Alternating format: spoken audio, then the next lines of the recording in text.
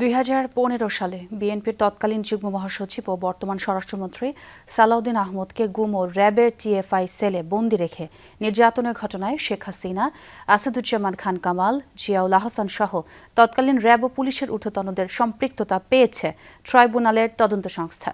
শেখ হাসিনার নির্দেশনায় গুম করা হয়েছিল বলে তদন্তে বেরিয়ে এসেছে। চিফ প্রসিকিউটর আমিনুল ইসলাম জানান, গুমের পর ভারতে পাচারে যারা জড়িত ছিল তাদের তথ্য খতিয়ে দেখা হচ্ছে। আজ দ্রুতই এই মামলার তদন্ত শেষ করে দোষীদের বিচারের আওতায় আনা হবে বলে জানান চিফ প্রসিকিউটর। রাব্বি হোসেনের রিপোর্ট। 2015 সালের 10 মার্চ রাজধানীর উত্তরা থেকে তুলে নেওয়া হয় বিএনপির তৎকালীন যুগ্ম মহাসচিব সালাউদ্দিন আহমদকে। পরে একই বছরের 11 মে ভারতের মেঘালয়ের শিলং থেকে স্থানীয় পুলিশ তাকে উদ্ধার করে।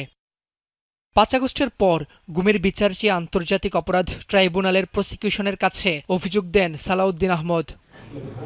তদন্ত সংস্থার তদন্তে বেরিয়ে আসে, গুমের পর ও উদ্ধারের আগে মাঝের 2 মাস সালাউদ্দিন আহমদকে বন্দী করে নির্যাতন করা হয়েছিল র্যাবের গোপন বন্দিশালা টিএফআই সেলে। আমরা ধারণা করি যে আমাদের বর্তমান স্বরাষ্ট্রমন্ত্রী মহোদয়কে এরই মধ্যে ট্রাইব্যুনালের চিফ প্রসিকিউটর জানান, স্বরাষ্ট্রমন্ত্রীকে গুমের ঘটনায় তৎকালীন প্রধানমন্ত্রী শেখ হাসিনা, স্বরাষ্ট্রমন্ত্রী আসাদুজ্জামান খান কামাল, সেনা কর্মকর্তা জিয়াউল আহসান সহ তৎকালীন র্যাব ও পুলিশের ঊর্ধ্বতন কর্মকর্তাদের সম্পৃক্ততা পেয়েছে তদন্ত সংস্থা। র্যাবের কিছু দুষ্কৃতিকারী কর্মকর্তাদের সংশ্লিষ্টতা আছে, শেখ হাসিনার সংশ্লিষ্টতা এর মধ্যে আছে। তার পরিকল্পনা এবং নির্দেশেই এই ঘটনাটা ঘটেছে বলে আমাদের প্রাথমিক তদন্তে মনে হচ্ছে। জিয়াউল আহসানের সম্পৃক্ততা আছে, আরও কিছু মানুষের সম্পৃক্ততা আছে।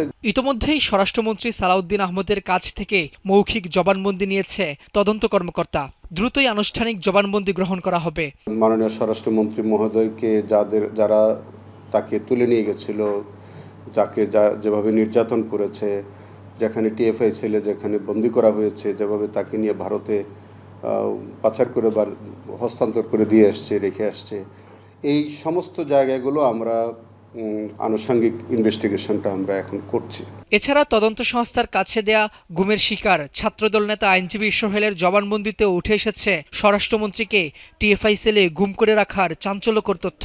যত দ্রুত সম্ভব ইনভেস্টিগেশনটা শেষ করে আমরা প্রকৃত দোষী যারা তাদেরকে বিচারের আওতায় আনার জন্য আমরা চেষ্টা করছি।